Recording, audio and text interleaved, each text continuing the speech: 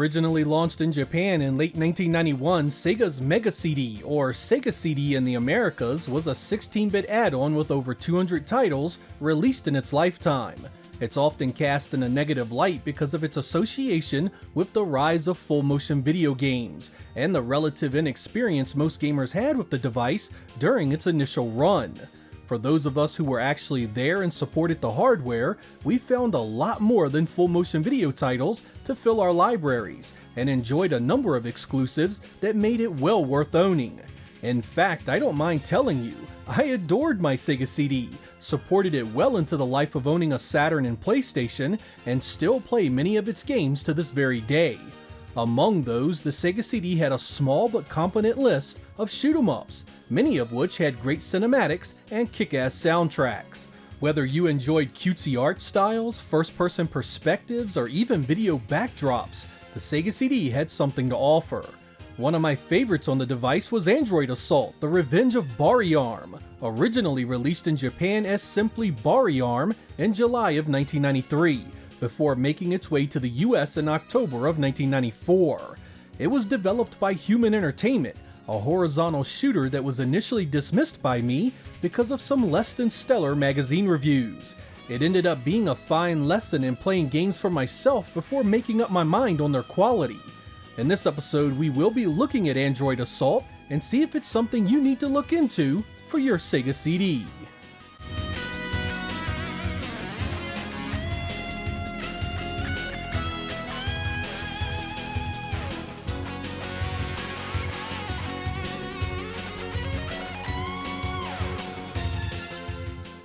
The story of Android Assault is a simple tale of invasion. As mankind begins colonizing the solar system in 2192, we run smack dab into the Zayas Empire, an aggressive regime that immediately attacks us without provocation.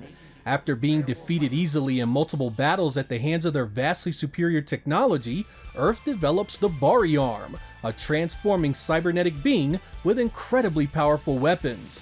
Your job is to infiltrate the Zaya stronghold and destroy Geo, their main source of power and weapons.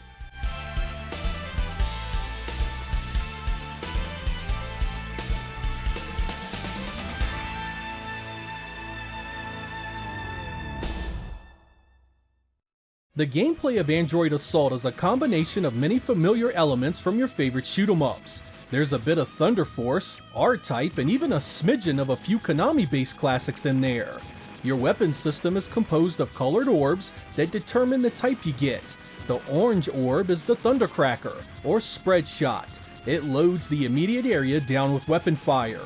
The red orb is your Chase Cannon, or Homing Attack. It's a spread of missiles that chases down targets. The green orb is the Burning Wave, a powerful set of lasers that travel straight forward and penetrates enemy barriers. The final weapon orb is blue, a set of satellite bombs that pepper the area around you with splash damage. Each of these weapons can be upgraded with power-ups 3 times to reach their maximum level. In addition to these weapons, your ship also has a 3-level charge system to unleash a much more powerful attack. Let off the attack button and you automatically begin charging. Each weapon charge attack is different. Let the on-screen gauge fill up all the way for the best results. Your ship also has the ability to morph into a full-size mech on that 3rd power-up. This allows you to take multiple hits before being destroyed. But beware, a larger sprite means a larger target the enemy has. Take a hit and you'll revert back to your standard ship. There is also a silver orb with an immediate power-up that allows you to morph into the mech even without your weapons being fully charged. Rounding out the gameplay is a speed select you can change on the fly and a rapid fire if you simply hold down your attack button.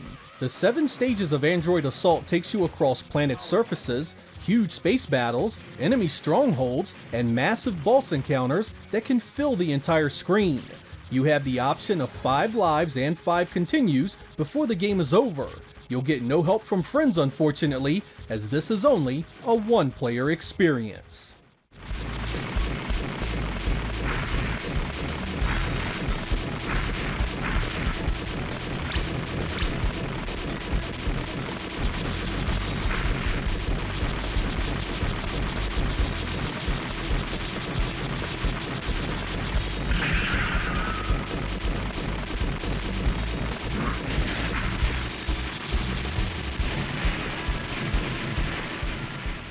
The graphics of Android Assault are very nice, particularly the backgrounds and bosses.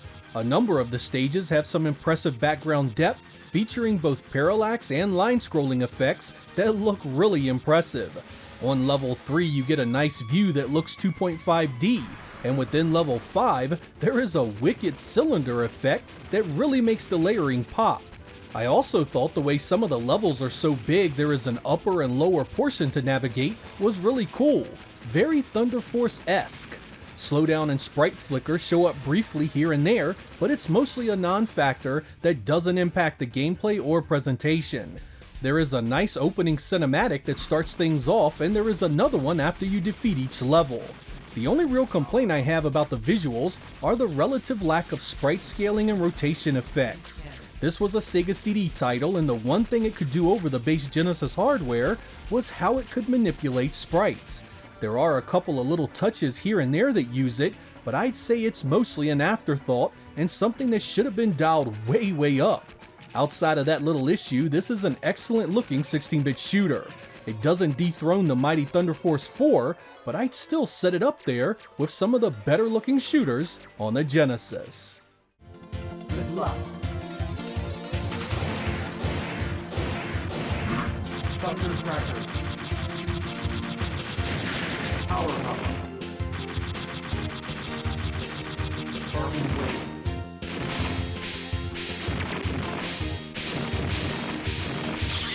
Chase cannon.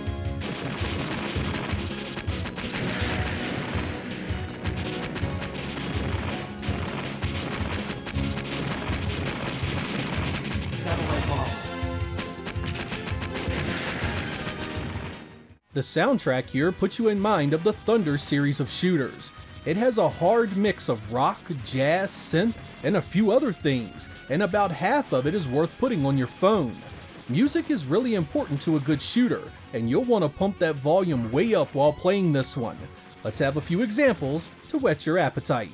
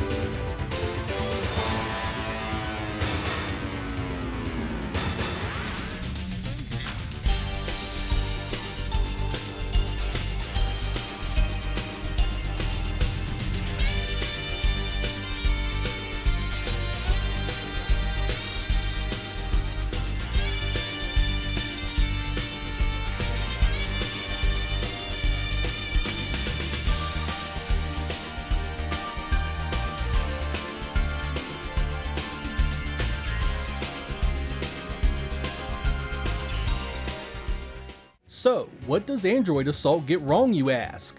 Mainly it's a handful of little things that hold this one back from superstardom. The first I already mentioned. This was just begging for some cool sprite rotation and scaling effects thrown in to take advantage of all that extra power in the Sega CD. There isn't much here that the base Genesis couldn't have pulled off by its lonesome. My second gripe is the use of vertical scrolling in Stage 2. I really dislike this practice in a horizontal shooter. While the developers gave us some nice background scrolling here, the sensation is off-putting because your weapons are still firing from a horizontal perspective. This was a great opportunity to use scaling to move your ship sprite into a vertical position. Instead, you have to fight shooting to the right while the screen moves up. Gripe number 3 centers on the lack of 2 players. Many of your better shoot-'em-ups excelled at supporting a second player, and were all the better for it. My fourth and final complaint is my biggest, and that's the ending. I do not want to spoil much here, but it's quite unspectacular. With CD storage, there is no excuse not to really put some effort into areas like this, and Android Assault really leaves you wanting more. But what it does right, it does well enough to really make you appreciate it.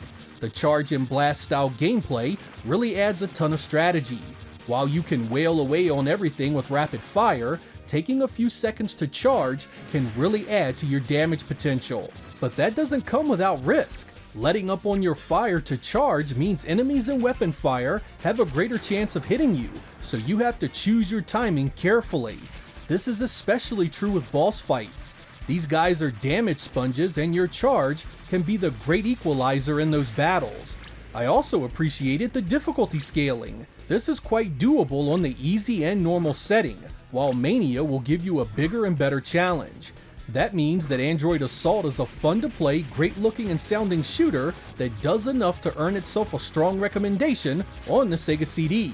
It has a few issues, but it's nothing that kills the overall fun factor or keeps you from having a really good time.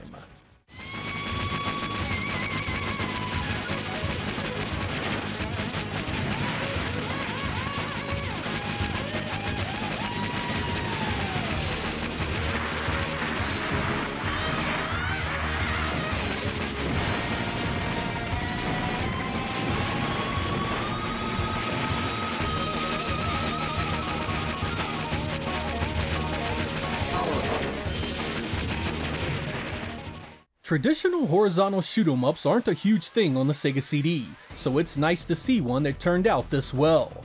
While we could have had some more Sega CD related special effects to show off the hardware, it's still a great looking game.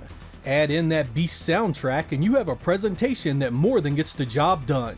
I'd also like to take a moment to bring up a few magazine reviews to illustrate the media bias the Sega CD had against it. From the beginning, the platform had an uphill battle, with reviewers expecting the CD format to somehow give the unit next-generation abilities. Electronic Gaming Monthly reviewed it in the December '94 issue, leveling OK ratings at it, but commenting that it was unimpressive visually for a CD game. GamePro actually had the nerve to say it was unimpressive compared to the likes of Rebel Assault on the same platform. That's correct. They said this mess of pixels right here looked better and was more advanced. It was then directly compared to the 32-bit 3DO, which by that time, the Sega CD was less than half its price. The worst of these reviews came from the UK-based Mega, which just shat all over it, kicked it off, and then shat on it again just in case it wasn't clear enough for you. They said, and I quote, "This is poor by anyone's standard. This isn't the sort of stuff software companies should be producing on cartridge, never mind on CD." And that right there, my friends, is the kind of garbage the Sega CD faced its entire life. I'm Sega Lord X, thank you guys for watching, and I will catch you next time.